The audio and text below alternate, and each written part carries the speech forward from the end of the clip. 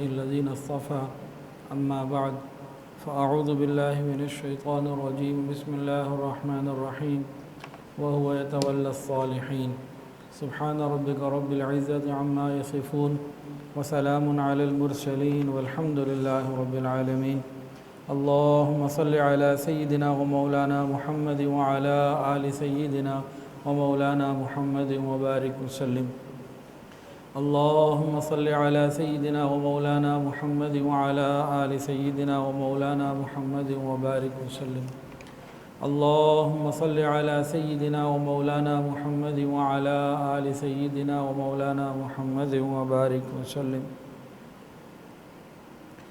ارشاد باری تعالی ہے وَهُوَ يَتَوَلَّى الصَّالِحِينَ اور اللہ نیکوکاروں کا سرپرست ہے وَهُوَ يَتَوَلَّى الصَّالِحِينَ اور اللہ نیکوکاروں کا سرپرست ہے۔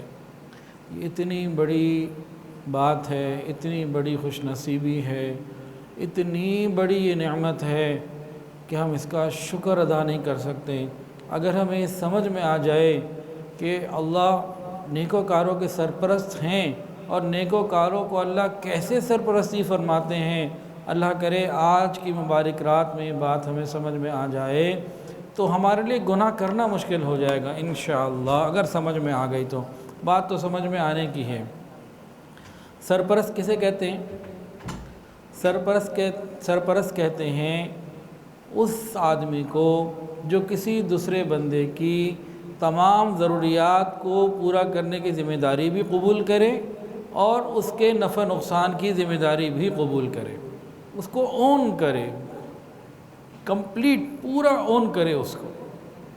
جیسے ایک باپ ہے، وہ اپنے بیٹے کا سرپرست ہوتا ہے، بیٹے کی کھانے پینے کی ضروریات ہوں، لباس کی ضروریات ہوں، تعلیمی ضروریات ہوں یا صحت کے اعتبار سے تمام ضروریات کا سرپرست گارڈین اس کا والد ہوا کرتا ہے۔ اسی طرح بیٹے سے کوئی اونچ نیچ ہو جائے تو اس کا ذمہ دار بھی باپ ہوتا ہے۔ مثال کے طور پر چھوٹا بچہ ہے، گلی میں کھیل رہا تھا، کھیلتے کھیلتے بال جا کے برابر والوں کے شیشے پہ لگی، شیشہ ٹوٹ گیا۔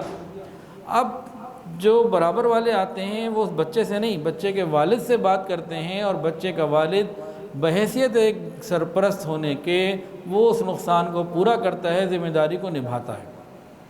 تو سرپرست کسے کہتے ہیں؟ کہ جو ضروریات کو بھی پورا کرے، کس قسم جو بھی ضروریات ہو، کسی بھی قسم کی کوئی ضرورت ہو، تمام ضروریات کو بھی وہ پورا کرے اور نفع نقصان کا بھی ذمہ دار بنے، اسے سرپرست کہتے ہیں۔ اس کے لیے ایک اور مثال حضرت جی پیر حافظ ذوالفقار احمد نقشبندی دامت برکاتہ العالیہ نے دی تھی۔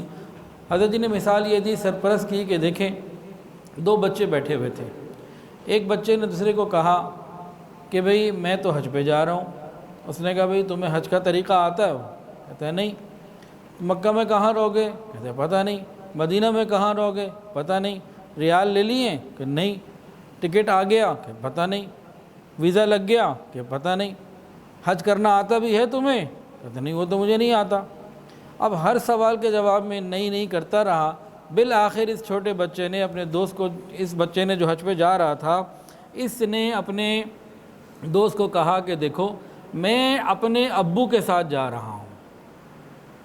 ایک جو اس نے جملہ بولا نا کہ میں اپنے ابو کے ساتھ جا رہا ہوں، اس کے سارے مسئلے حل ہو گئے اور دوسرا بندہ سمجھ گیا، دوسرا بچہ، کہ جب یہ اپنے ابو کے ساتھ جا رہا ہے تو اس کے ابو ہر چیز کے ذمہ دار ہیں، وہ اس کے سرپرست ہیں، اسے سرپرست کہتے ہیں۔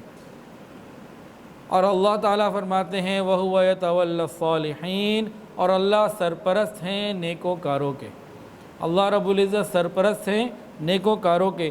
اگر ہم نیک بن جائیں اللہ ہمارے سرپرست بن جائیں گے۔ وہ نعم المولا بھی ہیں، وہ نعم النصیر بھی ہیں، اور وہ ہم سب کے لیے کافی ہو جائیں گے۔ مسئلہ یہ ہے کہ ہم نیک نہیں بننا چاہتے، نیک ہم بنتے نہیں ہیں۔ اگر ہم نیک بن جائیں تو سارے مسئلے ہمارے حل ہو جائیں۔ نیک بننے کے لیے ہمیں کیا کرنا ہے؟ دو کام۔ اپنی زندگی سے چن چن کر گناہوں کو نکال دینا ہے اور دوڑ دوڑ کے نیکیاں کرنی ہیں، ہم نیکوکار ہو جائیں گے۔ چن چن کر اپنی زندگی سے گناہوں کو نکالنا ہے اور بھاگ بھاگ کر نیک اعمال کرنے ہیں۔ ہم نے نیک اگر بن گئے تو اللہ ہمارے سرپرست ہو جائیں گے۔ آج ہم دیکھتے ہیں کہ کوئی بھی آدمی، کوئی بڑا آدمی، کوئی ویل آف پرسنالٹی ہو، کوئی بڑا ادارہ ہو، وہ کسی کے بارے میں کہہ دے بھئی میں تمہاری سرپرستی کرتا ہوں، میں تمہارا سرپرست ہوں، یا کوئی باپ اپنے بیٹے کو کہہ دے، کوئی تایا چاچا، کوئی بڑا آدمی اپنے بچے کو گھر میں کسی کو کہہ دے کہ بھئی فکر نہ کرو، میں تمہارا سرپرست ہوں، میں تمہارے پیچھے ہوں، تم فکر نہ کرو۔ ہم اس پہ اعتماد کرنے لگ جاتے ہیں کہ چلو جی اس کے پیچھے تو ایک بڑا آدمی، ایک ویل آف پرسنالٹی موجود ہے، مسئلہ حل ہو گیا۔ جس کے پیچھے اللہ رب العزت ہوں، جس کے سرپرست اللہ رب العزت ہوں، اس کے مسئلے پہ ایسے حل ہوتے ہیں کہ انسان حیران ہو جاتا ہے۔ اللہ بڑی مہربانی کا معاملہ فرماتے ہیں، وَهُوَ يَتَوَلَّى الصَّالِحِينَ، اور وہ سرپرست ہیں نیکوکاروں کے۔ اب چند واقعات سن لیجئے کہ اللہ تعالیٰ کیسے کیسے سرپرستی فرماتے ہیں۔ حضرت مریم، وہ حضرت زکریا علیہ السلام کی ظاہری سرپرستی میں تھیں، ظاہری طور پر ان کے ذمہ دار وہ تھے، اصل تو اللہ ہے۔ ایک دن حضرت زکریا علیہ السلام کہیں گئے ہوئے تھے تو بی بی مریم جو تھی نا، یہ نیکی تقوی کی زندگی گزارتی، اللہ اللہ کرتی اور یہ عبادت خانے میں رہتی تھیں۔ ان کو دنیا کے باقی کام اور یہ بناؤ سنگھار، شاپنگ اور ادھر ادھر جانا اور گھنٹوں باتیں کرنا، یہ سب کچھ نہیں تھا۔ بس یہ اللہ کی عبادت کے لیے اپنے آپ کو مخصوص کیا ہوا تھا، نیکی تقوی کی زندگی گزار رہی تھیں۔ چونکہ نیکوکار تھیں تو ان کے سرپرست تھے اللہ رب العزت، وَهُوَ يَتَوَلَّى الصَّالِحِينَ۔ اب زکریا علیہ السلام کہیں گئے ہوئے ہیں، دیر ہو گئی، تو سوچ رہے تھے کہ آج مریم کو کھانا نہیں ملا ہوگا، بھوکی ہوگی، تو میں کیا کروں؟ تو وہ اس پریشانی میں آ رہے تھے۔ جب آتے ہیں کلما دخل علیہا زکریا المحراب وجد عندها رزقا، حضرت زکریا علیہ السلام قرآن میں آتا ہے جب ادھر آئے دیکھا تو وہاں رزق موجود تھا، حیران ہو گئے، پوچھا یا مریم انا لکی ھذا، اے مریم یہ کدھر سے آیا؟ تو انہوں نے جواب دیا ہوا من عند اللہ، یہ اللہ رب العزت کی طرف سے آیا، بند کمروں میں، بند دروازوں میں اللہ رب العزت نے رزق پہنچا دیا۔ وَهُوَ يَتَوَلَّى الصَّالِحِينَ، ہم نیکی تقوی کی زندگی گزاریں، ہم اپنے اندر تقوی لے آئیں، پھر اللہ رب العزت اپنی رحمت کا وعدہ پورا کر کے دکھائیں گے۔ وَهُوَ يَتَوَلَّى الصَّالِحِينَ، اور اللہ سرپرست ہے نیکوکاروں کے۔ ایک اور واقعہ سنیے، حضرت حاجرہ رضی اللہ تعالیٰ عنہ، ابراہیم علیہ السلام کی زوجہ محترمہ، اللہ کی شان۔ ابراہیم علیہ السلام کا حکم آیا کہ اپنی بیٹی کو، اپنے بیٹے کو اور اپنی بیوی کو ایک ایسی جگہ چھوڑ کر آئیے جہاں کے بارے میں قرآن کے اندر آتا ہے بِوَادٍ غَيْرِ ذِي زَرْعٍ عِنْدَ بَيْتِكَ الْمُحَرَّمِ، ایسی جگہ جہاں نہ پینے کو پانی نہ جینے کو پانی، وہاں چھوڑ کر آئیں اپنی اولاد کو۔ ابراہیم علیہ السلام اللہ کے فرما بردار بندے، جو حکم آیا تیار ہو گئے پورا کرنے کے لیے۔ ابراہیم علیہ السلام جب مکہ مکرمہ کے قریب چھوڑ کے جانے لگے، بیت اللہ کے قریب، تو بی بی حاجرہ نے پوچھا آپ ہم یہاں چھوڑ کے جا رہے ہیں؟ وہ کوئی سسرال چھوڑ کے تو نہیں جا رہے تھے، وہ کسی آباد جگہ تو نہیں چھوڑ کے جا رہے تھے۔ انہوں نے ایک دفعہ پوچھا، دو دفعہ پوچھا، جواب نہ دیا۔ تیسری مرتبہ انہوں نے فرمایا اور سوال تبدیل کیا، کیونکہ خود نبی کی بیوی تھیں، صحبت یافتہ تھیں، تو انہوں نے پوچھا کیا اللہ نے حکم دیا آپ کو؟ تو انہوں نے سر سے ہلا دیا کہ ہاں یہ اللہ کا حکم ہے۔ تو کہنے لگے پھر اچھا آپ جائیے، اللہ ہمیں ضائع نہیں کرے گا۔ اور انہوں نے پڑھا، فرمایا حسبنا اللہ ونعم الوکیل۔ تو وہاں جہاں نہ کوئی بازار، نہ کوئی مارکیٹ، نہ کوئی منڈی، نہ کوئی سپر اسٹور، نہ اور کوئی آسانی والی چیز، کچھ بھی نہیں، اللہ رب العزت نے وہاں آب زمزم ان کو عطا فرمایا اور ان کی سرپرستی فرمائی۔ اسے کہتے ہیں وَهُوَ يَتَوَلَّى الصَّالِحِينَ، اور اللہ سرپرست ہے نیکوکاروں کا۔ ہم خود نیک بنیں، ہماری سرپرستی اللہ کریں گے، ہم اپنی اولادوں کی بھی فکر کریں، ان کی بھی نیکی کو تربیت کرنے کی کوشش کریں، ہماری اپنی نیکی ہماری اولادوں کی سرپرستی کا ذریعہ بھی بنے گی۔ سنیے قرآن عظیم الشان، حضرت موسیٰ علیہ السلام اور حضرت خضر علیہ السلام، یہ دونوں حضرات جا رہے، ایک بستی میں پہنچے، وہاں ان کو بھوک تھی، کہا بھی کھانا کھلائیے، انہوں نے کھانا نہیں کھلایا اور اچھے انداز سے بات بھی نہ کی۔ یہ وہاں سے تھوڑا آگے چلے تو ان لوگوں نے ایک دیکھا ایک دیوار ہے جو کمزور ہے، تو حضرت خضر علیہ السلام نے اس دیوار کو ریپیئر کر دیا، تعمیر کر دیا، ٹھیک کر دیا۔ وہ کیوں ٹھیک کیا؟ قرآن مجید کے اندر آتا ہے وَكَانَ أَبُوهُمَا صَالِحًا، وہ دو یتیم بچوں کی جگہ تھی جس کے نیچے ان کا خزانہ موجود تھا، کیونکہ اللہ فرماتے ہیں وَهُوَ يَتَوَلَّى الصَّالِحِينَ، اللہ سرپرست ہے نیکوکاروں کا۔ ان کے والدین، ان کا بڑا جو پیچھے کوئی تھا وہ نیک تھا، اللہ تعالیٰ نے اس کی زندگی میں اس کی سرپرستی کی ہوگی، اور ان کے جانے کے بعد ان کی نسلوں کی سرپرستی اپنے نبیوں سے کروا رہے ہیں۔ وَهُوَ يَتَوَلَّى الصَّالِحِينَ، اور اللہ سرپرست ہے نیکوکاروں کا۔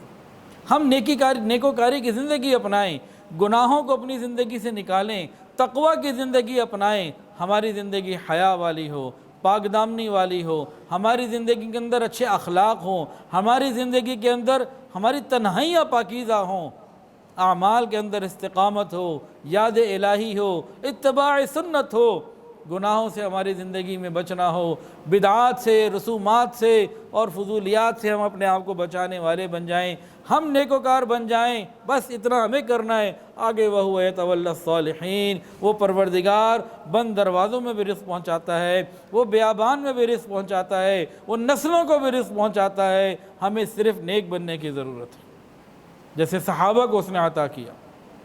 بہت ساری ایسی مثالیں۔ ایک صحابی، یہ بہت سمجھنے والی بات ہے، ایک تو واقع ہے اور ساتھ اس میں آگے ایک عبرت ہے سمجھنے کی۔ ایک صحابی قضائے حاجت کے لیے کسی جگہ پر گئے، بیٹھے ہوئے تھے، تو اتنے میں ایک وہاں بل تھا کوئی قریب، جس کے اندر یہ جانور وغیرہ چلے جاتے ہیں نا، گھروں میں سائیڈوں میں کہیں بل بنے ہوتے ہیں، تو اس بل میں سے ایک چوہا نکلا، اور اس چوہے نے نکل کے ایک سونے کی اشرفی سامنے رکھ دی، پھر چلا گیا، پھر آیا تو ایک اور رکھ دی، پھر گیا پھر ایک اور رکھ دی، ٹوٹل 17 اشرفیاں لا کے رکھ دیں۔ صحابہ کرام کی ایک بہت خوبصورت عادت یہ تھی کہ جب بھی انہیں یہ معلوم ہو جاتا، جب بھی ان کے سامنے کوئی نئی بات آتی تو مسئلہ پوچھنے کے لیے پہلے رسول اللہ صلی اللہ علیہ وسلم کے پاس جاتے، مسئلے کی تحقیق کرتے، پھر کوئی عمل کرتے۔ کاش یہ عادت ہمارے اندر بھی آ جائے، جب کوئی نئی بات، نیا فتنہ، نئی پریشانی، نئی کوئی چیز، نیا کوئی معاملہ آ جائے، ہمیں چاہیے کہ جس صحابہ نبی علیہ السلام کے پاس جاتے تھے، ہمیں چاہیے کہ ہم نبی صلی اللہ علیہ وسلم کے وارثین یعنی علماء کے پاس جائیں، پہلے پوچھ لیں کہ ہمیں اس بارے میں بتا دیجئے کیا کرنا چاہیے۔ تو صحابہ کرام کی یہی عادت تھی، بہت خوبصورت عادت، کہ جب کوئی نئی بات پیش آتی تو رسول اللہ صلی اللہ علیہ وسلم سے تحقیق کیا کرتے تھے۔ اللہ کی شان، وہ صحابی نبی علیہ السلام کے پاس حاضر ہوئے، کہنے لگے یا رسول اللہ، اس طرح یہ 17 دینار مجھے ملے ہیں، ابھی میں ان کا کیا کروں؟ نبی علیہ السلام نے فرمایا کہ بھئی یہ آپ کا رزق ہے جو اللہ رب العزت نے آپ کو عطا فرمایا ہے، آپ کے لیے حلال ہے، آپ اس کو استعمال کریں۔ غور کرنے کی بات یہ ہے کہ صحابہ کرام کی سرپرستی اللہ نے کیسے فرمائی کہ ان کو تنگ بلوں کے اندر سے رزق مل جایا کرتا تھا، اور آج ہماری کیفیت یہ ہے کہ سارا مہینہ جو کماتے ہیں وہ بلوں میں چلا جاتا ہے، یہ بجلی کا بل، یہ گیس کا بل، یہ جناب گروسری کا بل، یہ دودھ والے کا بل، جو کچھ کماتے ہیں سب بلوں میں چلا جاتا ہے، پھر خالی ہاتھ جھاڑ کے فارغ بیٹھے ہوتے ہیں۔ اللہ تعالی ہمیں صحیح سمجھ عطا فرمائے۔ تو وَهُوَ يَتَوَلَّى الصَّالِحِينَ، اور اللہ سرپرست ہے نیکوکاروں کا۔ بہت سارے واقعات ہیں، ایک واقعہ اور بھی بڑا عجیب ہے۔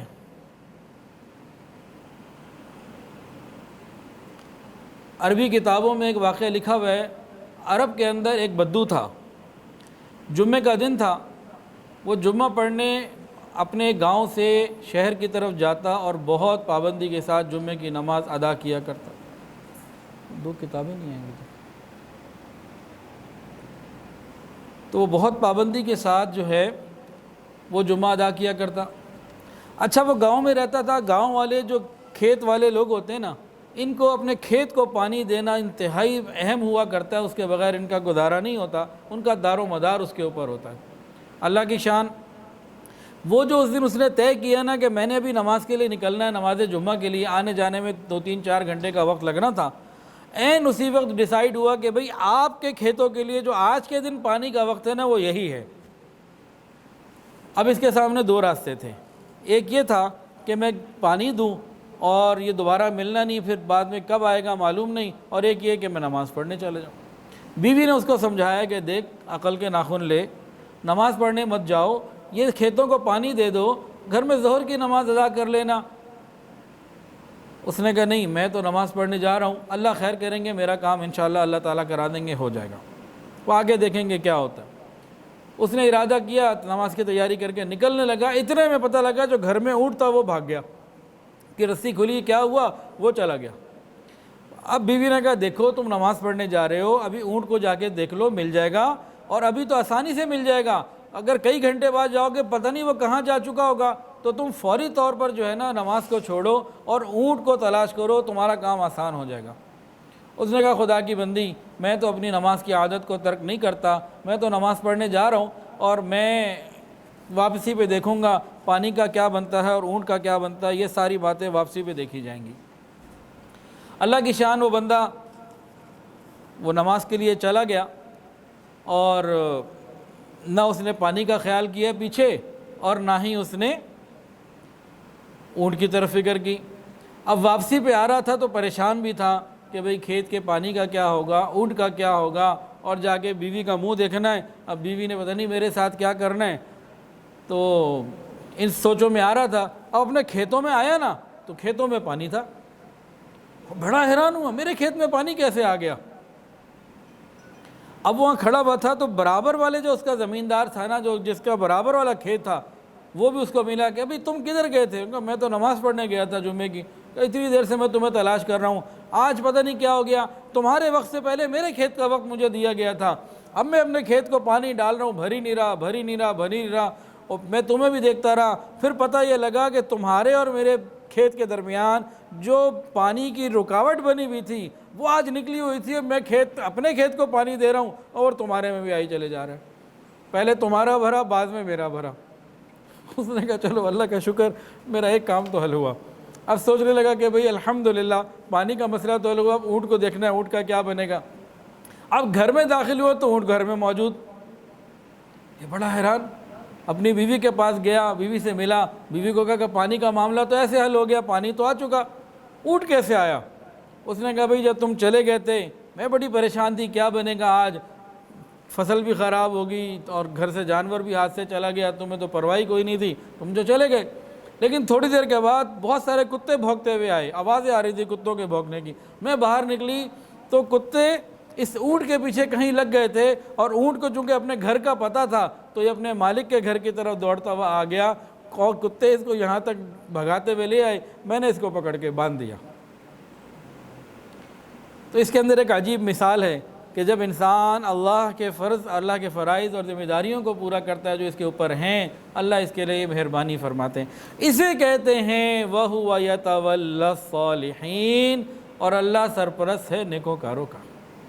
ہم نیکوکاری کی زندگی استعمال کر لیں، اللہ ہمارے نگران بن جائیں گے، اللہ ہمارے نگہبان بن جائیں گے، اللہ ہمارے سرپرست بن جائیں گے، اللہ الٹے کاموں کو سیدھا کر دیں گے، اٹکے ہوئے کاموں کو ٹھیک کر دیں گے، الجھنوں کو اللہ تعالیٰ دور کر دیں گے، پریشانیوں سے، تکلیفوں سے نکلنے کے اللہ راستے بنا دیں گے، اور اللہ ذلت کے نقشوں سے عزت عطا فرما دیں گے۔ اللہ تعالیٰ اس طرح سے حفاظت فرمائیں گے جیسے کوئی محبوب محبت کرنے والا باپ اپنی اولاد کی حفاظت کرتا ہے۔ اچھا، یہ تو ایک عربی واقعہ آپ کو سنایا نا عربی کتابوں سے، اگر ہم تھوڑا سا غور کریں تو یہ نماز والا واقعہ میری اور آپ کی زندگی میں ہر جگہ آپ کو نظر آئے گا، آپ جب چاہے دیکھ لیں۔ کیا مطلب؟ ہماری زندگیوں میں ہمیں یہ بہت دفعہ یہ تجربہ ہو چکا ہے سب کو، اگر ہم نے کاموں کی وجہ سے نماز کو چھوڑا، ہمیں کئی پریشانیاں، مختلف تکلیفیں، کوفت، بیزاریاں اور پریشانیاں اٹھانی پڑیں، اور جب ہم نے نماز کو مقدم کیا، نماز کو پہلے ادا کیا، کاموں کو بعد میں کیا، اللہ تعالیٰ نے آسانیاں عطا فرمائی۔ یہ پکی بات ہے، اگر آنکھ کھلی ہے ہماری تو ہم اس بات کو اپنی زندگی میں بار بار مشاہدہ کر سکتے ہیں۔ چند دن پہلے میرے اپنے ساتھ ایسے ہوا، یہ لاک ڈاؤن کے بعد جب دکان کھلی نا تو پیر کا دن تھا، تو صبح میں ہیڈ آفس آیا، یہاں ٹرسٹ کے کاموں کو دیکھا، میں نے نکلنا تھا دکان کے لیے، تو تقریباً کوئی 50 دن کے بعد دکان ہے ہماری شالمی میں، نیشنل الیکٹرانکس لاہور میں، تو میں نے کہا ابھی چلتے ہیں. یہاں کوئی 12:30 سے کچھ اوپر کا وقت تھا, 12:35. تو میں نے سوچا بھئی نماز 1:30 بجے ہے, تو اگر میں ابھی نماز پڑھ لوں تو آسانی ہو جائے گی ٹریفک میں آنا جانا, تو نماز پڑھ کے چلتا ہوں. میں کہا چلو چھوڑو یار, نماز بعد میں پڑھ لیں گے, 1:30 بجے 1:45 بجے کہیں مل جائے گی, دیکھ لیں گے, کچھ کر لیں گے, ابھی چلتے ہیں. میں نے دل میں ایک خیال آیا کہ بھئی یہاں پہ ہیڈ آفس میں واش روم بھی ہے, نماز کی آسانی بھی بہت ہے, اس کو نماز پڑھ کے چلا جاتا ہوں. پھر چھوڑ دیا کہ نہیں ابھی تو بڑا وقت پڑا ہے, پڑھ لیں گے نماز. چل پڑے. اب دکان جانا تھا, یہاں سے نکلے تو راستے میں جھنگ سے ایک فون آ گیا, وہاں سولر سسٹم کے لیے کوئی جو ہے نا وہ بجلی کا میٹر چاہیے تھا, سولر کا میٹر خاص. تو ہم چلے تو ہارون صاحب گاڑی چلا رہے تھے, شالمی دکان جانا تھا, راستے میں آن دا روڈ انہوں نے کہا بھی جھنگ سے فون آیا ہے, اور جہاں ہم نے جانا ہے وہ ہمارے راستے پہ, ہم نے 1 فٹ بھی زیادہ سفر طے نہیں کرنا, راستے میں ایک جگہ صرف گاڑی روکنی ہے اور وہاں سے پکڑنا ہے, 1 منٹ کا کام ہے. وہ ان کو فون کر چکے ہیں, ہمارا کام صرف یہ ہے کہ ان سے لینا ہے, اٹھانا ہے. اور جی بس میں رک جاؤں, میں نے کہا جی رک جائے. انہوں نے اسی روڈ پہ, مین فیروز پور روڈ پہ ہمارے راستے میں وہ دکان ہے, وہاں گاڑی روکی کہ جی میں 1 منٹ میں آ رہا ہوں. وہ چلے گئے اور آتے آتے ان کو جناب آدھا پونا گھنٹہ لگ گیا. کیوں کہ جی وہاں ان کا سسٹم نہیں چل رہا تھا, تو ٹائم ادھر لگ گیا. اس کے بعد چلتے چلتے ہم آگے بڑھتے رہے, ٹریفک میں ایسا پھنسے, شالمی چوک پہ پھر پھنس گئے. میں نے کہا جی آپ گاڑی اندر لے کے آئیں, میں پیدل چلتا ہوں. میں پیدل 4-5 منٹ میں وہاں پہنچ گیا دکان پہ. 1.5-2 مہینے بعد لڑکوں سے ملاقات ہوئی, اور جو 10-15 منٹ چیزیں دیکھیں, اتنی دیر میں کو 15-20 منٹ مجھے وہاں لگے, یہاں سے پہنچے, اور وہاں بھی کوئی نماز کی ترتیب نہ بن سکی. اب کہا جی رش اتنا ہے, واپس چلیں. وہ جو 12:30 یا 1:45 بجے میں نماز پڑھ سکتا تھا, وہ 3:15 بجے آ کے نماز پڑھی, نہ کہیں موقع ملا نماز کا, اور ایسے ہی پھنسے ہی پڑے رہے, ہر جگہ پھنسے رہے. جو کام 1 منٹ کا تھا وہاں آدھا گھنٹہ لگ گیا. روڈ کے اوپر کھڑے ہیں, کچھ بھی نہیں کر سکے. تو یہ زندگی میں بہت تجربے ہوئے دونوں طرح کے, ایسے بھی اور دوسرے والے بھی, کہ جب ہم نے نماز کو ٹائم پر ادا کر لیا, سارے کام آگے آٹومیٹک ہوتے چلے جاتے ہیں. یہ نظام اللہ کا ایسا آٹومیٹک ہے, ہم نیکی تقوی کی زندگی اختیار کریں, یہ سارا نظام ہمارے حق میں فیوریبل ہو جائے گا. اللہ تعالیٰ کا نظام ہی ایسا بنا ہوا ہے, ایک آٹومیشن ہے ساری. ہم گناہ کرتے رہیں گے, ہم نافرمانی کرتے رہیں گے, ہر جگہ پہ یہ نظام ہمارے لیے رکاوٹ بنے گا, اور ہم نیکی تقوی کی زندگی گزاریں گے. اللہ کا بنایا ہوا پاکیزہ نظام ایسا ہے, یہ متقی لوگوں کے لیے راستے ہی نکالتے رہتا ہے. ہمارا مسئلہ یہ کیا ہے کہ ہم اپنی شہوات کو پورا کرتے ہیں, شیطانی خواہشات کو پورا کرتے ہیں, اپنی مرضی کو پورا کرتے ہیں, رب کی مرضی کو پورا نہیں کرتے, جس کی وجہ سے ہم مستقل پریشانی کا شکار رہتے ہیں. تو جو بندہ اللہ کے نیکوکار لوگوں میں شامل ہو جائے اور اللہ کے پرہیزگار بندوں کے دفتروں میں اپنا نام لکھوا لے, پھر اللہ رب العزت اس کے لیے آسانیاں فرما دیتے ہیں. وَهُوَ يَتَوَلَّى الصَّالِحِينَ, پھر اللہ اس کے سرپرست ہو جاتے ہیں.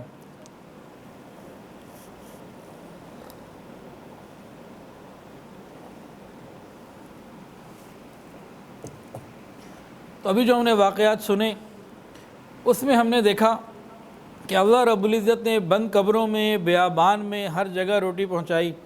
ہم تو صرف لاک ڈاؤن میں ہی پریشان ہیں, کیا بنے گا.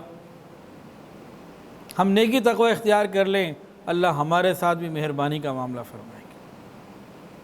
لیکن نیکی تقوی ہم سے اختیار ہو نہیں پا رہی.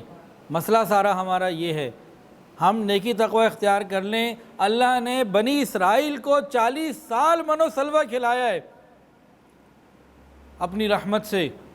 ہم اگر نیکی تقوی اختیار کر لیں, اللہ تعالیٰ حضور پاک صلی اللہ علیہ وسلم کی امت کو بھی کھلا سکتا ہے. اللہ مہربان ہے, ہمیں نیکی اختیار کرنے کی ضرورت ہے. ایک واقعہ اور سنیے. عمر ابن عبدالعزیز رحمۃ اللہ علیہ بہت نیک خلیفہ گزرے, اور اللہ رب العزت نے ان کو حکومت بھی عطا فرمائی, اور انہوں نے اس کے اندر عدل اور انصاف قائم کیا. ان کی وفات کا وقت قریب تھا, تو ایک قریبی کو جاننے والا کوئی رشتہ دار تھا, بڑا ہمدرد اور خیر خواہ بن کر آیا اور نصیحتیں کرنے لگا. عمر, تم نے اپنے ساتھ بھی بڑا ظلم کیا, اپنے بچوں کے ساتھ بھی بڑا ظلم کیا. تم پورے ملک کے مالک تھے، اور اس زمانے میں تو نیب بھی کوئی نہیں تھی، نیب کا بھی کوئی ڈر نہیں تھا، تم تو پورے ملک کے مالک تھے، تم اپنی اولاد کے لیے جائیداد، جاگیر اور عہدے اور مال و دولت، بینک بیلنس بہت کچھ دے سکتے تھے، بہت کچھ تم چھوڑ سکتے تھے، خزانے انہیں دے سکتے تھے، تم نے تو کچھ بھی نہیں دیا۔ ان کے پاس تو پرانے کپڑے ہیں تن کے، اور کچھ بھی نہیں ہے ان کے پاس۔ تم سے پہلے جو بادشاہ بنے، خلیفہ بنے، انہوں نے اپنی اولادوں کے لیے جاگیر، خزانے اور پتہ نہیں کیا کیا چھوڑا، تم نے اپنی اولاد کے ساتھ بڑا ظلم کیا۔ یہ اس کہنے والے نے بات کہی۔ عمر ابن عبدالعزیز رحمۃ اللہ علیہ بیمار تھے، لیٹے ہوئے تھے بستر پہ، اٹھ کے بیٹھ گئے، فرمانے لگے کہ میری بات سنو، اگر میں نے اپنی اولاد کی اچھی تربیت کی ہے اور ان کو نیکی سکھائی ہے تو سن لو، وَهُوَ يَتَوَلَّى الصَّالِحِينَ، وہ ان کا سرپرست ہے۔ اگر ان کے اندر نیکی، تقویٰ ہے، دین کا علم ہے، دین کی تڑپ اور لگن ہے، خوف خدا ہے، تو وَهُوَ يَتَوَلَّى الصَّالِحِينَ، میں اللہ کی سرپرستی میں دے کے جا رہا ہوں، مجھے کوئی پرواہ نہیں ہے ان کی۔ اور اگر وہ گناہ گار ہیں، بدکار ہیں، سیاہ کار ہیں، تو پھر ایسے گناہ گاروں کے لیے، بدکاروں کے لیے مال چھوڑ کے جانا یہ بھی کوئی اچھی بات نہیں۔ خیر، عمر ابن عبدالعزیز رحمۃ اللہ علیہ کا پھر انتقال ہو گیا۔ ان کے انتقال کے کچھ عرصے کے بعد جو نیا خلیفہ بنا، اس کو اپنی اسٹیٹ میں کسی صوبے کے لیے گورنر کی ضرورت تھی۔ وہ چاہ رہا تھا کہ مجھے کوئی اچھا عالم دین، متقی اور ذمہ دار اور ایماندار بندہ ملے۔ اس نے جب تلاش کیا نا، تو اس کو عمر ابن عبدالعزیز رحمۃ اللہ علیہ کے بیٹوں میں سے اچھا کوئی نہ لگا۔ انہوں نے ایک بیٹے کو لیا، کہا جی آپ فلاں صوبے کے گورنر بن جائیے۔ وہ بندہ وہاں چلا گیا۔ کچھ دنوں کے بعد پھر اس کو ایک اور گورنر کی ضرورت آئی۔ بہت بڑا ملک تھا، بہت صوبے تھے، کہ بھئی یہاں بھی کسی کو گورنر بنا کے بھیجنا ہے، لیکن بندہ پھر ایماندار چاہیے، قوی الامین، قوی بھی ہو اور امین بھی ہو۔ آج تو خالی ڈگریاں دیکھتے ہیں، دیانت کو نہیں دیکھتے، اخلاق کو نہیں دیکھتے، بس ڈگری دیکھتے ہیں، بھئی ڈگری ہے تو بس ٹھیک ہے، اللہ اللہ خیر صلی اللہ۔ تو پھر دیکھا، پھر عمر ابن عبدالعزیز کے بچوں سے بہتر کوئی نہ ملا، اب دوسرے بیٹے کو گورنر دوسرے صوبے کا لگا دیا۔ کچھ عرصے کے بعد تیسرے کو تیسرے صوبے پہ لگا دیا۔ ایک بزرگ فرماتے ہیں کہ میں نے دیکھا ایک وقت ایسا آیا کہ عمر ابن عبدالعزیز رحمۃ اللہ علیہ کے 11 بیٹے تھے، وہ اس ملک کے 11 صوبوں کے گورنر ایک وقت میں رہے، سارے کے سارے اپنے اپنے صوبوں کے گورنر رہے۔ اور اسی عالم میں جب وہ 11 بھائی گورنر تھے، میں نے دیکھا کہ پچھلے حکمران جو اپنی اولادوں کے لیے بہت کچھ چھوڑ گئے تھے، وہ بغداد کی جامع مسجد کے سامنے کشکول لے کے بھیک مانگ رہے تھے، کہ انہوں نے اپنی اولاد کو تقویٰ اور دین نہ دیا، اللہ کی سرپرستی میں نہ دیا، مال دیا، بینک بیلنس دیا۔ ہم بھی کہتے ہیں نا، اس کو پلازے اس کے نام ہو جائیں، پلاٹ ہو جائیں، بزنس ہو جائے، اتنا کچھ کر جائیں، بعد میں ان کو کوئی پریشانی نہ ہو، لیکن کیا وہ نماز پڑھتے ہیں؟ نہیں۔ ان کی تنہائیاں پاکیزہ ہیں کہ نہیں؟ ان کا موبائل انٹرنیٹ کا استعمال کیسا ہے؟ کبھی پوچھا؟ کبھی دیکھا؟ ہم نے تو اس کی پرواہ نہ کی، صرف مال مال مال مال اور مال۔ تو ہم نے تو ان کو ہم تو اپنی اولاد کو اللہ کی سرپرستی میں نہ دیا۔ تو جن بادشاہوں نے اپنی اولاد کو مال دیا، اللہ کی سرپرستی میں نہ دیا، وہ جامع مسجد کے سامنے بھیک مانگ رہی تھی، اور عمر ابن عبدالعزیز رحمۃ اللہ علیہ نے اپنی اولاد کو عالم بنایا، دین سکھایا، تقوی سکھایا، اور اللہ کی سرپرستی میں دیا، اور اللہ رب العزت پھر وَهُوَ يَتَوَلَّى الصَّالِحِينَ، تو اللہ تعالیٰ اپنی رحمت کا معاملہ فرما دیتے ہیں، اور یہ بات پوری ہو کے ہی رہتی ہے۔ ہمارے ساتھ بھی آج بھی یہی معاملہ، ہم نیکوکاری کی زندگی اختیار کر لیں، اللہ مہربانی فرما دیں گے۔ ملا جیون رحمۃ اللہ علیہ ایک بزرگ گزرے ہندوستان کے، تو ان کے وقت میں جو بادشاہ تھا نا، اس بادشاہ کو کوئی بات پوچھنی آئی، دین کا کوئی مسئلہ پوچھنا تھا، شریعت کا، تو اس نے اپنے ایک سپاہی کو بھیجا کہ جاؤ ملا جیون کے پاس، ان کو میرا سلام کہو، اور ان سے کہو جی اس معاملے میں شریعت کیا کہتی ہے، ذرا ہمیں بتا دیں۔ سپاہی آ گیا۔ اب ملا جیون رحمۃ اللہ علیہ اس وقت درس حدیث دے رہے تھے۔ اب سپاہی کو بات پوچھنا چاہتا تھا، ان کے قریب آیا، انہوں نے کہا ٹھہر جا بھائی، ابھی حدیث کا درس چل رہا ہے، بعد میں بات کرتے ہیں۔ اب یہ لوگ تو اللہ کے ساتھ ایک تعلق والے لوگ ہوتے ہیں، تو امیروں کے پیچھے نہیں دوڑتے تھے، اللہ کی شان۔ وہ درس حدیث چلتے چلتے کافی دیر ہو گئی، 1 گھنٹہ تقریباً لگ گیا، تو اس سپاہی کو 1 گھنٹہ کھڑا ہونا پڑا۔ اس کو اندر سے نا بڑی جو ہے نا وہ پریشانی ہوئی، بڑا غصہ آیا کہ اتنی دیر مجھے کھڑا رکھا۔ بہرحال ملا جیون رحمۃ اللہ جب درس حدیث سے فارغ ہوئے، اس سے پوچھا بھئی ہاں بھئی کیا بات ہے، کس لیے آئے ہو؟ انہوں نے کہا جی مجھے بادشاہ نے بھیجا ہے، یہ مسئلہ پوچھ رہے ہیں۔ انہوں نے مسئلے کا جواب دے دیا، وہ چلا گیا۔ لیکن اس کو غصہ تھا کہ مجھے اتنی دیر کھڑا کیوں رکھا۔ اب بادشاہ کو جا کے اس نے ایسی لگائی بجھائی کی، کہنے لگا وہ تو آپ کی ویلیو کیوں نہیں سمجھتا، 1 گھنٹہ میں کھڑا رہا، اس کو پتہ ہے میں بادشاہ کی طرف سے آیا ہوں، وہاں تو کوئی ویلیو نہیں ہے آپ کی، اور وہ تو اپنے شاگرد تیار کر رہا ہے، مجھے لگتا ہے ایک وقت آئے گا وہ آپ کے خلاف بغاوت کر بیٹھے۔ اب بادشاہ کو ایسے انداز سے بات کہی، بادشاہ نے کہا اچھا ٹھیک ہے جاؤ پولیس کو لے کے جاؤ، گرفتار کر کے آؤ، میرے سامنے لے کر آؤ۔ اب یہ وارنٹ گرفتاری لے کے نکلا۔ اب جو بادشاہ کا اپنا بیٹا تھا نا، وہ ملا جیون رحمۃ اللہ کا شاگرد تھا، اس کو پتہ لگا ابا جان نے یہ کہا ہے، وہ دوڑا دوڑا گیا ملا جیون کے پاس، کہنے لگا جناب والد صاحب نے آپ کے وارنٹ گرفتاری دے دی ہیں، ابھی جو ہے نا وہ پولیس آتی ہوگی۔ میں کہا اچھا کوئی بات نہیں، میں ابھی وضو کرتا ہوں، مصلی پہ آتا ہوں، اور پھر اللہ سے مانگتے ہیں، دیکھتے ہیں پھر کس کے ساتھ کیا ہوتا ہے۔ وہ بڑا سمجھدار تھا، وہ بچہ بہت سمجھدار تھا۔ ملا جیون رحمۃ کی بات سنی، کوئی جواب نہ دیا، دوڑ لگائی، سیدھا اپنے ابا کے پاس گیا، ابا جان آپ نے پولیس کو گرفتاری کے لیے بھیجا ہے، میں وہاں گیا ہوں، وہ کہتے ہیں میں وضو کر کے 2 نفل پڑھوں گا، اس کے بعد اللہ کے سامنے اپنا معاملہ رکھ دوں گا، پھر دیکھیں کیا ہوتا ہے۔ ایسا رہو ابا جان آپ کے سر سے تاج اتر جائے اور کوئی مسئلہ پیش آ جائے، لینے کے دینے پڑ جائیں، آپ فوری طور پر اس حکم کو روک دیجئے۔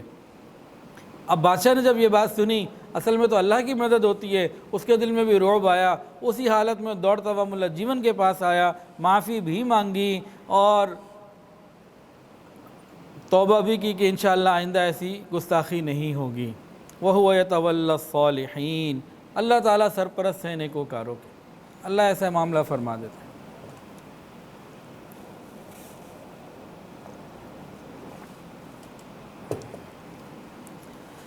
رابعہ بصریہ اللہ رب العزت کی نیک بندی، عبادت گزار خاتون، اللہ کی شان۔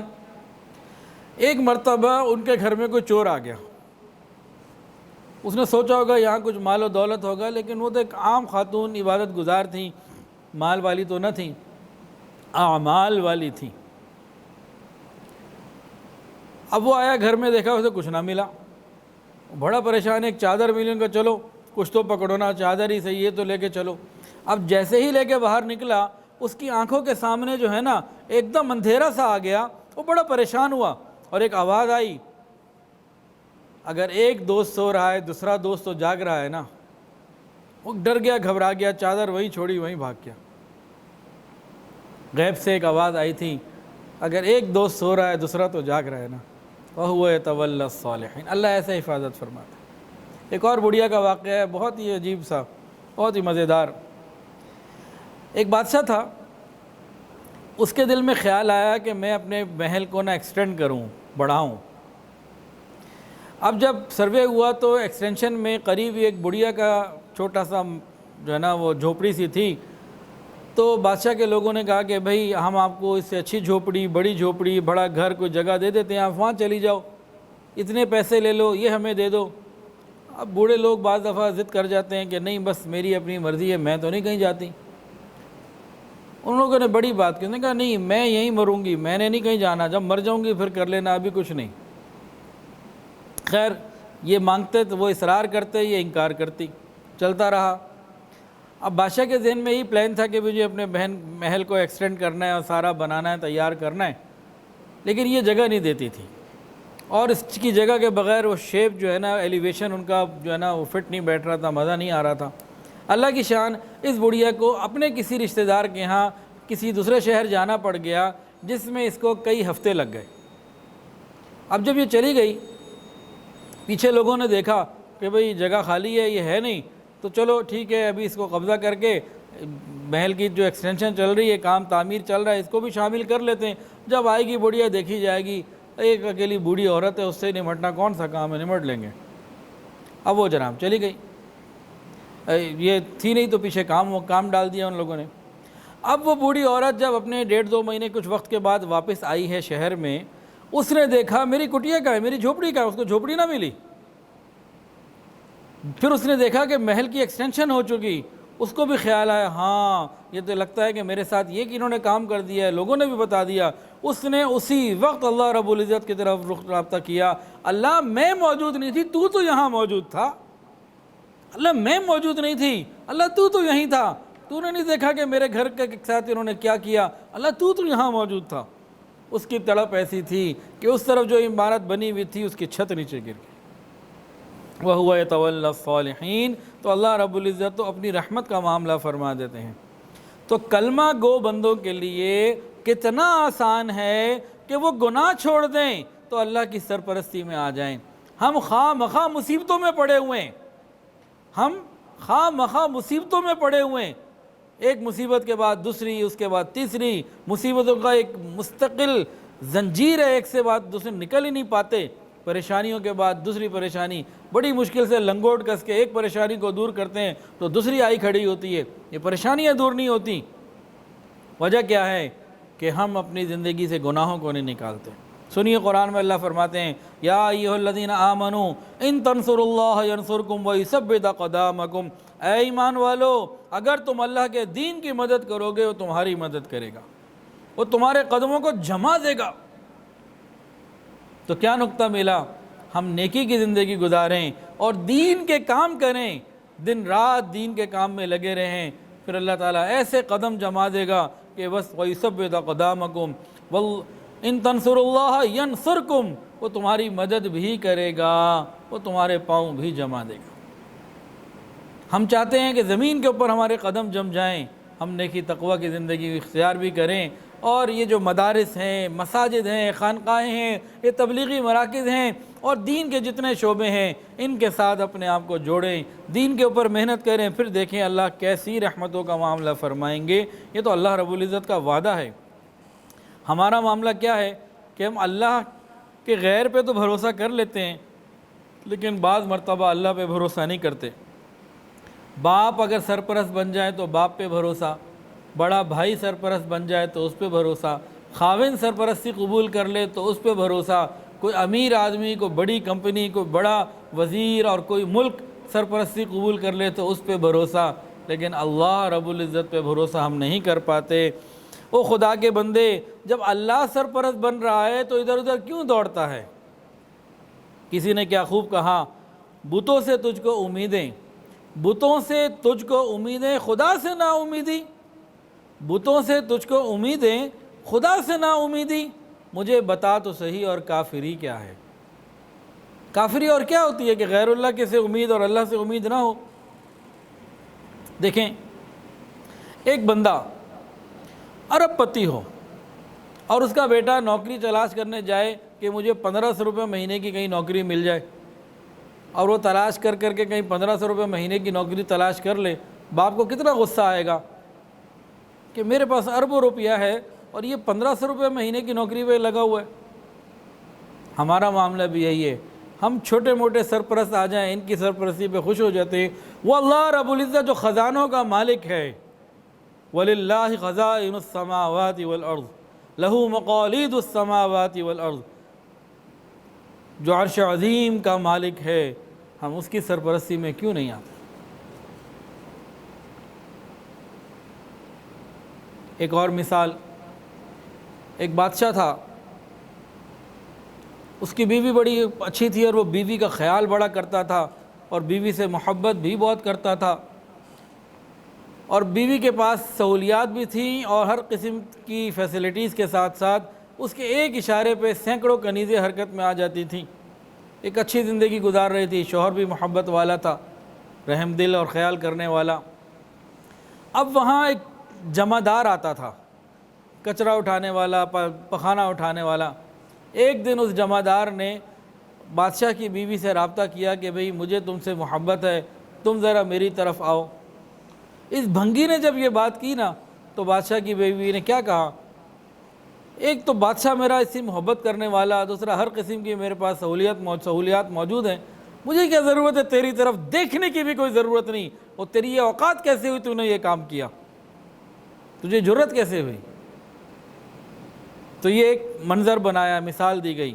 اب سمجھیں بات کو، بادشاہ سے مراد اللہ رب العزت کو اگر یہاں لیا جائے سمجھنے کے لیے کہ اللہ رب العزت مالک الملک اور ہم اس کے بندے، اور وہ ہم پر رحیم و کریم اور مہربان، کتنی نعمتیں سہولیات اس نے ہمیں دی ہوئی ہیں، اور ایک بھنگی ہے شیطان، ہم اس کریم پروردگار کو چھوڑ کر اس بھنگی کی باتوں کو ماننے لگیں تو بالکل وہی مثال ہے کہ وہ ملکہ جو ملک کی فرسٹ لیڈی ہے، بادشاہ اس پر مہربان، ہر چیز اس کے پاس موجود ہے، وہ بادشاہ کو چھوڑ کے اس بھنگی کے ساتھ رابطہ کرے تو یہی کہا جائے گا نا، اس سے زیادہ بیوقوف اور کون ہو سکتا تھا۔ وہ بھنگی بھی وہ جو کالا اندھا ایک آنکھ والا، تو شیطان تو اس سے بھی زیادہ بھنگی ہے۔ تو اگر ہم نفس کی باتوں کو مانیں، شیطان کی باتوں کو مانیں اور اللہ کی باتوں کو نہ مانیں تو ہم نے پھر وہی فیصلہ کیا جیسا کہ وہ عورت اگر برا فیصلہ کرتی تو وہ ہوتا۔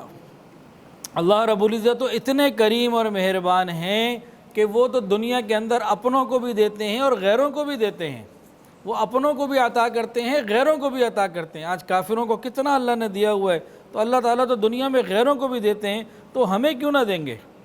ہمیں چاہیے کہ ہم وَهُوَ يَتَوَلَّى الصَّالِحِينَ کی جو شرائط ہے وہ پوری کر دیں۔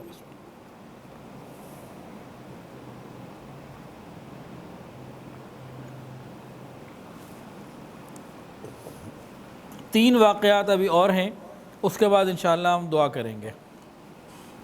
طاق رات ہے، جاگنے کی رات ہے، تو مجھے تو کوئی جلدی نہیں ہے، تو آپ لوگ بھی اپنے گھروں میں بیٹھے ہیں تو آپ کو بھی کیا جلدی ہوگی۔ ایک واقعہ تو مختصر سا ہے، دو ذرا تفصیلی ہیں۔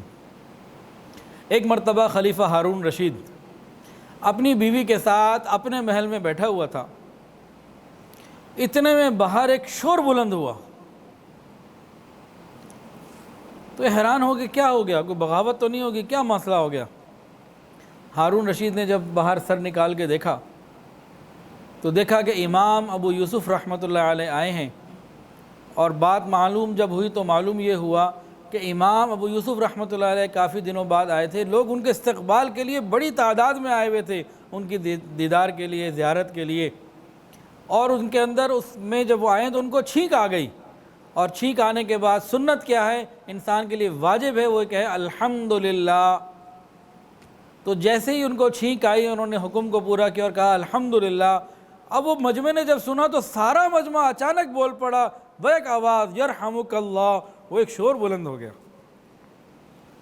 بیوی نے جب یہ ساری چیزیں دیکھیں تو اپنے خاوند کو کہا، ہارون رشید کو، کہ تم تو لوگوں کے جسموں پر حکومت کرتے ہو، یہ علماء یہ لوگوں کے دلوں پہ حکومت کیا کرتے۔ وَهُوَ يَتَوَلَّى الصَّالِحِينَ، اللہ ایسا معاملہ فرما دیتے۔ اب یہ امام ابو یوسف رحمۃ اللہ علیہ کا واقعہ ایک سنانا ہے، اور ایک حضرت مولانا احمد علی لوہری رحمۃ اللہ علیہ کا واقعہ سنانا ہے۔ یہ دو واقعات سنا کے بعد مکمل انشاءاللہ آج کی ہو جائے گی، پھر انشاءاللہ 27ویں شب کو دوبارہ یہ مجلس ہوگی۔ اللہ اکبر کبیرہ۔ امام ابو یوسف رحمۃ اللہ علیہ، ان کی والدہ نے ان کو دھوبی کا کام، کپڑے دھونا سیکھنا یہ بھیجا تھا۔ یتیم تھے، والد نہیں تھا، گھر میں غربت تھی، وسائل نہیں تھے، کھانے پینے کو نہیں تھا، تو ماں نے کہا بیٹا میں بوڑھی ہوں، کچھ کام کرو، کچھ محنت کرو، کچھ دال روٹی چلے۔ تو فرما بردار تھے کہ جی امی میں جو آپ کہیں، تو کہیں کہیں یہ پھر کسی دھوبی کے پاس کام سیکھنے پہنچ گئے، دھوبی کا کام سیکھتے تھے۔ ایک دن بس ان کی خوش قسمتی کا دن تھا، انہوں نے حضرت امام ابو حنیفہ رحمۃ اللہ علیہ کی ایک مجلس جو ہے نا وہ اٹینڈ کی، علم دین کی مجلس، فقہ اور حدیث کی مجلس، قرآن و حدیث اور سنت کی مجلس۔ وہ جب اٹینڈ کی تو ان کا دل تو دین کے سیکھنے میں بڑا لگا، اور بہت ٹیلنٹڈ تھے، ہوشیار تھے، سمجھدار تھے، ہونہار تھے۔ اب انہوں نے ایک دو مجالس جب اٹینڈ کی نا، امام اعظم امام حنیفہ رحمۃ اللہ علیہ نے بھی ان کو پہچان لیا۔ جو جوہری ہوتا ہے نا وہ ہیرے کی پہچان رکھتا ہے۔ بات چیت ہوئی دونوں میں، تو انہوں نے کہا کہ حضرت مسئلہ یہ ہے کہ گھر میں تو وسائل نہیں ہے، تنگی ہے، ماں بھیجتی ہے کپڑے دھونے سیکھنے کے لیے، تو میں تو جاتا ہوں کپڑے دھوتا ہوں، کچھ پیسے مل جاتے ہیں تھوڑے بہت، تو دال روٹی چل جاتی ہے، تو میں چاہتا تو ہوں کہ میں یہاں دین کا علم حاصل کروں، لیکن حالات اجازت نہیں دیتے، تو اگر گھر میں روٹی پانی نہ ہوا تو پھر ماں نہیں آنے دے گی، میں کیا کروں۔ امام اعظم امام حنیفہ رحمۃ اللہ علیہ نے ان کے ماتھے کو دیکھ لیا تھا کہ بہت ہی پر نور ہے، اور محسوس کر لیا تھا کہ یہ بچہ بہت ترقی کرے گا۔ انہوں نے ان کو کہا کہ دیکھو، آپ یہاں پابندی سے آؤ، پڑھتے رہو، جتنے پیسے وہ دھوبی آپ کو دیتا ہے، وہ روز دیتا ہے یا ماہانہ دیتا ہے، ہفتہ وار دیتا ہے، وہ آپ مجھ سے لیتے رہو اور اپنی امی کو دیتے رہو۔ امی کو یہ نہیں بتانا کہ میں دھوبی کے پاس نہیں جاتا، بس انہیں آپ پیسے دیتے جاؤ اور یہاں میرے پاس آتے جاؤ، پڑھتے جاؤ، اب دھوبی کے پاس جانے کی ضرورت نہیں، آج باقاعدہ آپ میرے اسٹوڈنٹ ہو، آپ پڑھو اور مجھ سے پیسے بھی لو۔ وہ بھی خوش ہو گیا کہ چلو الحمدللہ اچھا کام ہو گیا۔ اب کچھ دنوں کے بعد ماں کو اندازہ ہو گیا کہ بیٹا جو ہے وہ دھوبی کے پاس نہیں جاتا، یہ تو مدرسے جاتا ہے۔ ماں کو پھر وہی فکر ہو گئی جو آج کے لوگوں کو ہوتی ہے، یہ کھائے گا کہاں سے، یہ مدرسے جاتا ہے، یہ کھائے گا کہاں سے۔ ماں پریشان ہو کے آئی، ماں نے اپنے بیٹے کو کہا، بیٹے نے امام صاحب کو کہا، امام صاحب نے کہا کہ بھئی کسی وقت اپنی ماں کو میرے پاس لے کر آنا، میں پھر پردے میں ان سے پوری بات کرنا چاہتا ہوں، ایک دفعہ ان سے بات ہو جائے۔ ماں تو پریشان تھی، وہ آ گئی اور پیچھے پردے میں کھڑی ہو گئی، کہنے لگی کہ جی حضرت، میں نے تو اپنے بیٹے کو کام سیکھنے کے لیے بھیجا تھا، کوئی مزدوری کرے، یہ تو جناب کدھر بیٹھ گیا، اب یہ کھائے گا کہاں سے۔ امام اعظم امام ابو حنیفہ رحمۃ اللہ علیہ نے فرمایا کہ میں تمہارے بیٹے کو وہ علم سکھا رہا ہوں کہ یہ پستے کا بنا ہوا فالودہ کھایا کرے گا۔ پستے کا بنا ہوا فالودہ یہ بڑا قیمتی ہوتا ہے، جس میں خوب پستے ہوتے ہیں۔ اب وہ ماں یہ سمجھی کہ پتہ نہیں میرے ساتھ مذاق کر رہے ہیں، میرا مذاق اڑا رہے ہیں، لیکن خاموش اس لیے ہو گئی کہ گھر کی دال روٹی تو چل ہی رہی تھی نا، پیسے تو وہ کچھ دے ہی رہے تھے، خاموش ہو کے چلی گئی۔ خیر وقت گزرتا گیا، امام ابو یوسف رحمۃ اللہ علیہ دین سیکھتے رہے، وقت گزرتا رہا، حتیٰ کہ ایک وقت آیا کہ خلیفہ ہارون رشید نے امام ابو یوسف رحمۃ اللہ علیہ کو چیف جسٹس بنا دیا، پوری امت کا قاضی القضاء بن گئے۔ پورا عرب، پورا عراق، پورا شام، پورا افریقہ، جہاں تک اس وقت حکومت تھی مسلمانوں کی، تو یہ چیف جسٹس بن گئے پوری اسٹیٹ کے۔ اتنا اللہ نے مقام عطا کیا۔ ماں نے بھیجا تھا دھوبی کا کام سیکھنے کے لیے، دھوبی بننے کے لیے، علماء کے قدموں میں آ گئے، اور اس وقت کے بادشاہ علماء کے قدردان ہوا کرتے تھے، تو بہرحال چیف جسٹس بن گئے۔ ابھی جب چیف جسٹس وہ بنے ہیں تو اگلے ہی دن ان کے سامنے جو ہے نا ایک خاص ڈش آئی، اور ساتھ ہارون رشید خلیفہ وہ بھی آیا۔ انہوں نے کہا کہ حضرت بات یہ ہے کہ آپ کو بہت اپنا ذہن کا کام کرنا پڑتا ہے، دماغی محنت ہوتی ہے، تو میں نے آپ کے لیے آج سے یہ طے کیا ہے کہ روزانہ بلا ناغہ آپ کو یہ پستے کا بنا ہوا فالودہ ملا کرے گا۔ یہ تو روز میں اپنے لیے بھی نہیں بنواتا، ہم بھی یہ کبھی کبھی لیتے ہیں، لیکن میں نے آپ کے لیے یہ طے کر دیا ہے، آپ کو روز بلا ناغہ یہ پستے کا بنا ہوا فالودہ ملا کرے گا۔ امام ابو یوسف رحمۃ اللہ علیہ نے جب خلیفہ کی یہ بات سنی اور وہ فالودہ دیکھا، آنکھوں میں آنسو آ گئے۔ خلیفہ نے پوچھا کیا بات ہے، اس میں رونے کی کون سی بات ہے؟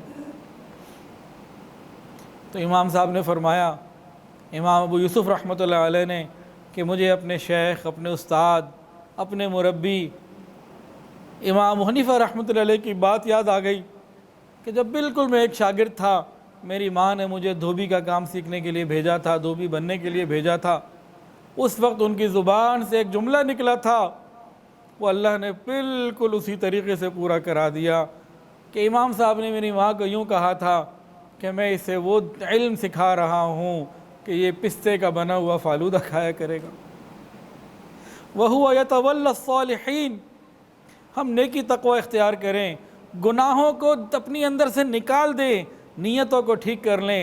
ہماری نیتوں کے اندر بھی بہت گڑبڑے ہیں، ہم سب سے پہلے اپنی نیتوں کو ٹھیک کریں، اپنے اعمال اور کردار کو ٹھیک کریں، پھر اللہ رب العزت خود فرما رہے ہیں وَهُوَ يَتَوَلَّى الصَّالِحِينَ، اور وہ سرپرست ہے نیکوکاروں کا۔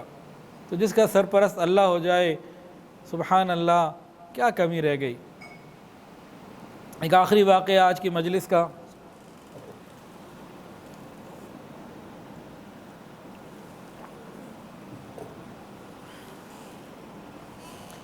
حضرت مولانا احمد علی لاہوری رحمۃ اللہ علیہ، یقیناً آپ نے ان کا نام سنا ہوگا، بہت بڑے بزرگ گزرے ہیں، شیخ التفسیر تھے۔ یہ ایک سکھ گھرانے سے تعلق رکھتے تھے، مسلمان ہو گئے اور دارالعلوم دیوبند یہ پڑھنے پہنچ گئے۔ ان کی شادی کا واقعہ سنانا ہے اصل میں۔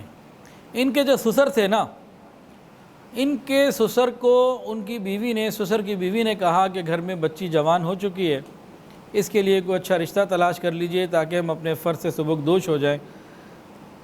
جو شریعت کا حکم ہے کہ بچی بالغ ہو جائے تو شادی کرنے میں جلدی کرو۔ اب وہ دیندار آدمی تھے، انہوں نے پنجاب کے مدارس کا وزٹ کرنا شروع کیا، مدرسوں میں کوئی ہونہار طلباء کو تلاش کرنا شروع کیا، کرتے کرتے وہ دارالعلوم پہنچ گئے۔ دارالعلوم کے جو اس زمانے میں محتمم تھے وہ ان کے دوست تھے۔ انہوں نے کہا کہ بھائی بچی جوان ہو چکی ہے، داماد کی تلاش کے لیے نکلا ہوں، تو کوئی اچھا خوف خدا والا نیک متقی بچہ چاہیے، تو کوئی ایسی بات ہو تو مجھے چاہیے، رشتہ کروا دو۔ محتمم صاحب نے ایک فرمایا کہ دیکھیں وہ جو سامنے بچہ کلاس میں بیٹھا ہوا ہے نا، یہ بچہ بہت متقی نظر آتا ہے، نیک نظر آتا ہے، تو نیکی تقوی کے حساب سے تو یہ بہت اچھا ہے، لیکن ماں باپ سکھ ہیں، تو کبھی کبھی ماں اس کی آتی ہے، اس کو برا بھلا کہہ کے گالیاں دے کے سب کے سامنے چلی جاتی ہے، بیچارہ سن لیتا ہے اور وہ چلی جاتی ہے، تو آپ اگر کہیں تو میں اس سے پوچھ لوں۔ اب حضرت مولانا احمد علی لاہوری رحمۃ اللہ علیہ کے سسر نے ان کو اس وقت دیکھا، اور دیکھنے کے بعد دیکھتے ہی فرمایا اپنے دوست محتمم صاحب کو کہ ٹھیک ہے، یہ بچہ مجھے اپنی بیٹی کے لیے پسند ہے، آپ اس سے بات کر لیجئے، اگر یہ قبول کرتا ہے تو میں اپنی بیٹی اس کو دینے کے لیے تیار ہوں۔ حضرت مولانا احمد علی لاہوری رحمۃ اللہ علیہ فرماتے تھے کہ میرے سسر نے احمد علی کو اس وقت پہچانا جب احمد علی نہیں تھا۔ میرے سسر نے احمد علی کو اس وقت پہچانا جب احمد علی نہیں تھا۔ کہتے ہیں کہ محتمم صاحب نے مجھے بلایا اور مجھے کہا کہ بھئی کیا تم شادی کرنا چاہتے ہو؟ اس طرح میرے دوست نے بات کی ہے، تو میں نے عرض کیا کہ حضرت نہ گھر ہے، نہ وسائل ہیں، نہ پیسہ ہے، کچھ بھی نہیں ہے، ماں باپ مسلمان نہیں ہیں، سب آپ کے سامنے ہیں، اگر کوئی مجھے اپنا بیٹا بنانا چاہے تو یہ سنت پوری کرنے کے لیے میں تیار ہوں، لیکن میرے پاس تو کچھ بھی نہیں ہے۔ یہ بات انہوں نے کہی تو انہوں نے کہا ٹھیک ہے میں پوچھ کے بتاتا ہوں۔ اب محتمم صاحب نے ان کے سسر سے کہا کہ بھی وہ نوجوان شادی کے لیے تیار ہے، لیکن اس کے پاس نہ گھر ہے، نہ کاروبار ہے، کچھ بھی نہیں ہے۔ انہوں نے کہا ٹھیک ہے میں اس کے لیے تیار ہوں، تو آپ آپ بتا دیجئے اس کو کہ کل جو ہے نا ظہر یا عصر کی نماز کے بعد کوئی طے کر لیا کہ کل ظہر کے بعد اس کا یا عصر کے بعد نکاح میں اپنی بیٹی کا کر دوں گا، میں ولی ہوں، پوچھ کر آیا ہوں، میں نکاح کر دوں گا۔ محتمم صاحب نے ان کو بلایا اور کہا کہ بھئی آپ کے سسر نے طے کر لیا ہے اور کل اس نماز کے بعد آپ کا نکاح ہے۔ انہوں نے کہا الحمدللہ۔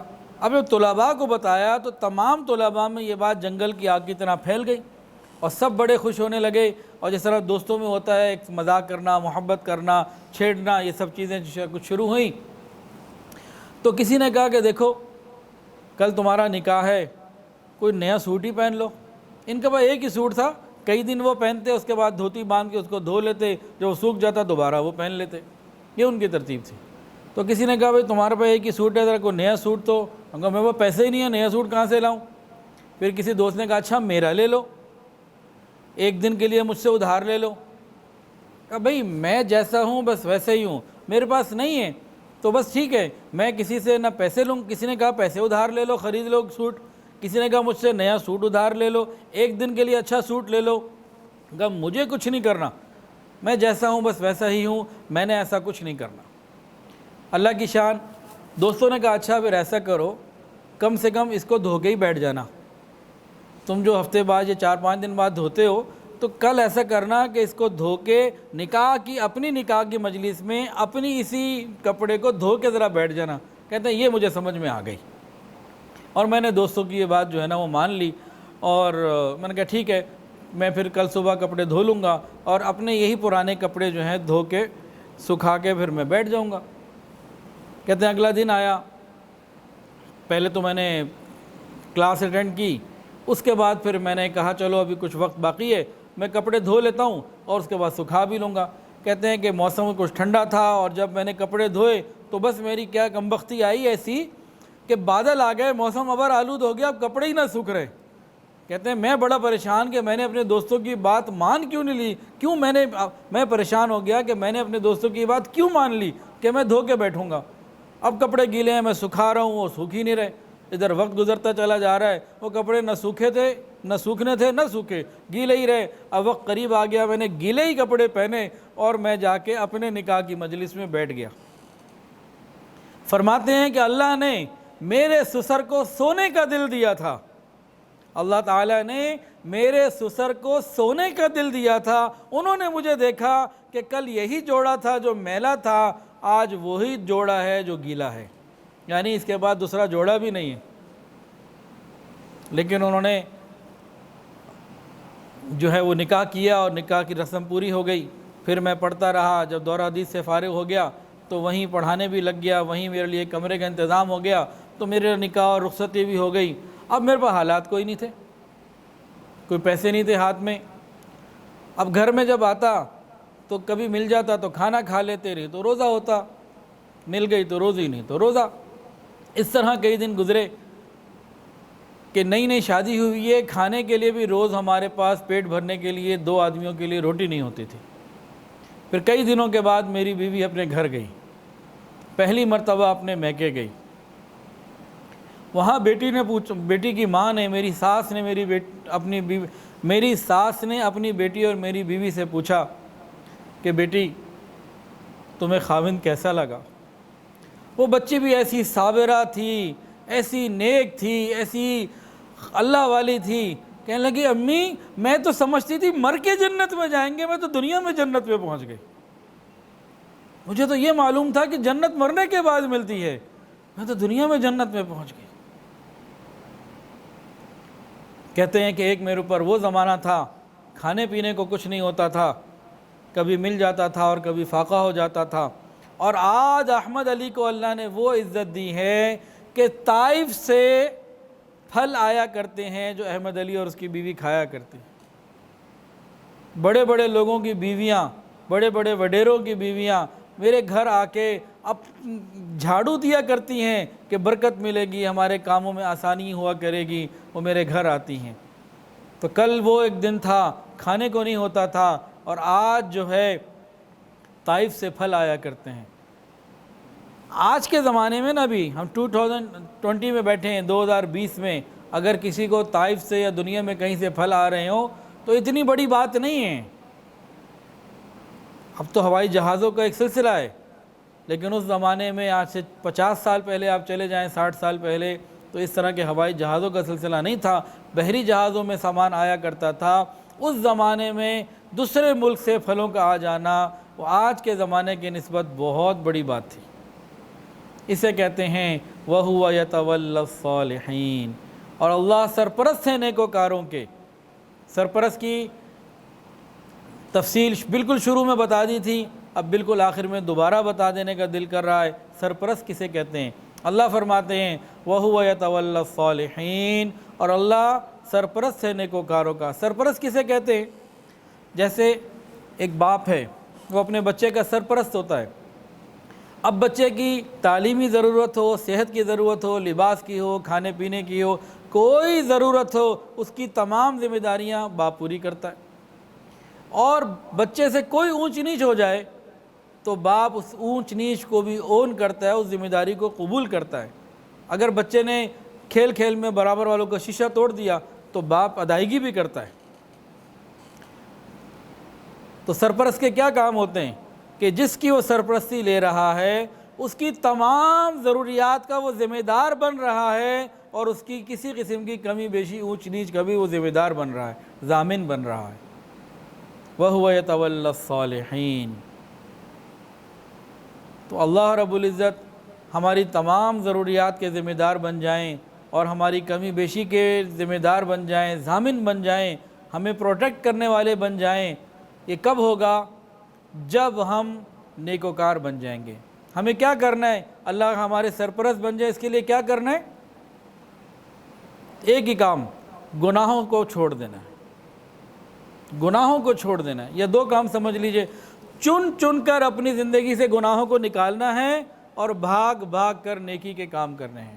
بس یہ دو کام جس نے کر لیے وَهُوَ يَتَوَلَّى الصَّالِحِينَ، اللہ اس کے سرپرست بن گئے، اور جس کے سرپرست اللہ بن جائیں بس اس کے سارے ہی معاملات بن جایا کرتے ہیں۔ اللہ تعالیٰ سے دعا ہے اللہ تعالیٰ اپنی رحمت سے ہمارے گناہوں کو معاف فرمائے۔ آج کی اس مبارک رات میں ہم یہ ارادہ کر لیں، اے اللہ آپ کے در پر آئے بیٹھے ہیں، اللہ آپ اپنی رحمت فرما دیجئے، ہمیں اپنے در سے دور نہ فرمائیے۔ اللہ فرماتے ہیں الیس اللہ بکاف عبدہ، کیا اللہ اپنے بندے کے لیے کافی نہیں ہے؟ اللہ تعالیٰ یقیناً کافی ہیں۔ ہم اپنی رحمت، ہم اللہ تعالیٰ کی رحمت سے جو ہے نا وہ اللہ سے مانگیں، اللہ کو منانے کا ارادہ کر لیں۔ اللہ تعالیٰ تو اتنا دینے والا ہے کہ دنیا میں اپنوں کو بھی دیتا ہے اور غیروں کو بھی دیتا ہے۔ سچی بات یہ ہے ہمارے جو اعمال اور کرتوت ہیں، ان کرتوتوں کو لے کے جب اللہ کے در پر آئیں، ہونا تو یہ چاہیے تھا کہ فرشتوں سے جوتے پڑواتے، ڈنڈے لگواتے، چلے جاؤ یہاں سے، کیا لینے آئے ہو میرے در پر؟ لیکن وہ اتنا رحیم و کریم پروردگار ہے، چاہے کوئی 90 سال کا باغی بوڑھا ہو، منہ میں دانت نہیں، پیٹ میں آنت نہیں، جسم میں جان نہیں، لاٹھی کے سہارے کھانستا ہوا، ہانپتا ہوا اور لرزا کے چلتا ہوا، اگر یہ وہ بندہ جو اپنا مال ختم کر بیٹھا، جوانی ختم کر بیٹھا، گھر والوں نے دھکے دے کے نکال دیا، کوئی عزت سے گھر میں رکھنے والا نہیں، کھانسی اور بیماری کی وجہ سے کوئی رشتہ دار گھر میں نہیں رکھتا، یہ 90 سال کا باغی بوڑھا اگر اس عمر میں بھی اپنے رب کے در پر آ جاتا ہے، وہ کریم پروردگار تانا نہیں دیتا تھا اب آئے ہو، کیا ہے تمہارے پاس؟ جوانی لٹا بیٹھے، مال لٹا بیٹھے، کوئی تمہیں عزت دینے والا نہیں رہا، میرے پاس کیا لینے آئے ہو؟ ایسی کوئی بات نہیں ہوتی۔ یہ بندہ جب اپنے رب کے در پر آ جاتا ہے، اللہ رب العزت پچھلے سارے گناہوں کو معاف فرما دیتے ہیں، اللہ گناہوں کو نیکیوں میں تبدیل فرما دیتے ہیں، اللہ اس کو اپنا دوست بنا لیتے ہیں۔ التائب حبیب اللہ، اللہ اس کو اپنا ایسا دوست بنا لیتے ہیں اس شخص کو کہ حدیث کے اندر آتا ہے کہ کوئی بندہ جب گناہوں سے توبہ کر کے اللہ کے در پر آ جاتا ہے، پچھلے گناہوں کا کوئی اور بندہ کبھی تانا دے، پہلے تو یہ کرتا تھا، پہلے تو یہ کرتا تھا، پہلے تو تیری یہ سی زندگی تھی، اب تم یہ کر رہے ہو، پرانی بات کا تانا دینے والا، اس گناہ کا تانا دینے والا جو یاد چھوڑ چکا ہے، اس تانا دینے والے سے اللہ ناراض ہوتے ہیں۔ حدیث کے اندر آتا ہے اللہ اس پہ ناراض ہو جاتے ہیں۔ یہ کون ہوتا ہے میرے دوست کو تانا دینے والا؟ اور اس تانا دینے والے کو سزا کیا ملتی ہے کہ جب تک یہ اسی بات کا مرتکب نہ ہو جائے، اسی گناہ کے اندر ملوث نہ ہو جائے جس کا یہ تانا دے رہا تھا، اس کو موت نہیں آتی۔ یہ کیسے ہو سکتا ہے کوئی اللہ کے دوست کو بات کرے اور اللہ تعالیٰ پھر بدلے نہ لے؟ اللہ تعالیٰ تو ایسی دوستی کا معاملہ فرماتے ہیں، ایسی مہربانی فرما دیتے ہیں۔ التائب حبیب اللہ، یہ حدیث ہے۔ میں حیران ہوتا ہوں، ایک مثال اللہ نے دل میں ڈالی بہت ہی عجیب۔ اللہ اکبر کبیرہ، اللہ اکبر کبیرہ۔ دیکھیے آپ کا کوئی غلام ہو، کوئی ملازم ہو، وہ کوئی 20-30 لاکھ روپے لے کے بھاگ جائے، کوئی چوری کر کے آپ کے ساتھ ہاتھ کر کے بھاگ جائے، اور پھر کچھ عرصے کے بعد آئے آپ کے پاس آ کے کہے کہ بھئی مجھے معاف کر دیجئے، غلطی ہو گئی تھی، شیطان سر پہ سوار ہو گیا، نفس غالب آ گیا، میں آپ کا یہ نقصان کر بیٹھا، لیکن وہ پیسے اب میں ضائع کر چکا، میرے پاس بھی اب دینے کے لیے کچھ نہیں، لیکن بس آیا ہوں، آپ مجھے بس معاف کر دیجئے۔ اب آپ غور کیجئے کہ ایسا کوئی بندہ ہو آپ کے پاس بیٹھا ہوا ہو، آپ زیادہ سے زیادہ یہ تو ہو سکتا ہے اس کو معاف کر دیں کہ چلو ٹھیک ہے غلطی ہو گئی، آ گیا، معافی تو مانگ رہا ہے، آپ نے اس کو معاف کر دیا۔ ابھی یہیں بیٹھا ہوا تھا، آپ کا کوئی جاننے والا قریبی آپ کے پاس آیا، وہ آپ سے سلام کرتا ہے، پوچھتا ہے یہ کون ہے؟ یہ کون ہے؟ کیا آپ میں سے ہم میں سے کوئی ایسا ہوگا جو کہے کہ یہ میرا جگری دوست ہے، یہ میرا ہے، یہ میرا دوست ہے؟ کیا ایسا ہم کبھی تعارف کرانے کا سوچ بھی سکتے ہیں؟ شاید ہم نہ ایسا سوچ سکیں، لیکن وہ پروردگار عالم، وہ اس بندے کو جو اپنے اللہ کے در پر واپس آ جاتا ہے اس کے بارے میں فرماتے ہیں، حدیث کے اندر آتا ہے التائب حبیب اللہ، کہ توبہ کرنے والا اللہ کا دوست ہوتا ہے۔ تو اللہ تعالیٰ تو اتنی عزتیں دینے والے ہیں، تو ہم کہاں دنیا میں پھرتے رہے۔ آج اللہ سے ہم توبہ طائب ہو جائیں، آئندہ سچی اور نیکوکاری کی زندگی گزارنے کا ارادہ کر لیں، اپنی نیت کو ٹھیک کر لیں۔ یہ نیتوں کے اپنے معاملات ہیں، نیت کو ٹھیک کر لیں، عمل کو ٹھیک کر لیں، کردار کو ٹھیک کر لیں، بس پھر کیا ہوگا؟ وَهُوَ يَتَوَلَّى الصَّالِحِينَ، اور وہ سرپرست ہے نیکوکاروں کا۔ اللہ تعالیٰ ہمیں اپنی سرپرستی میں لے لیں، اور جب وہ سرپرستی میں لے لیں گے پھر صرف دنیا کے کام نہیں، دنیا میں اگر کوئی ہماری سرپرستی لے بھی لے تو کب تک؟ جب تک وہ زندہ ہے یا ہم، بس۔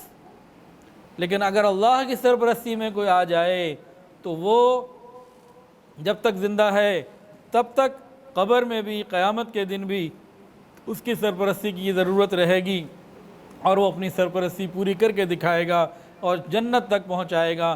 اللہ تعالیٰ سے دعا ہے اللہ تعالیٰ ہمیں ان باتوں کی صحیح سمجھ عطا فرمائیں اور عمل کرنے کی توفیق عطا فرمائیں۔ وآخر دعوانا ان الحمدللہ رب العالمین۔ ویڈیو کے نیچے سبسکرائب کے بٹن پہ کلک کریں، بیل کے آئیکن پہ کلک کیجئے تاکہ ہر نئی ویڈیو کی نوٹیفیکیشن آپ کو مل جائے۔